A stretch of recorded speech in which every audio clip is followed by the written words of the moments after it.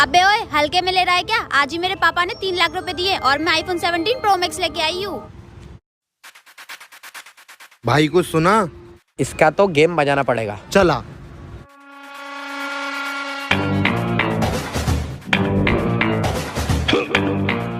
ये लोग मुझे ऐसे क्यों देख रहे हैं?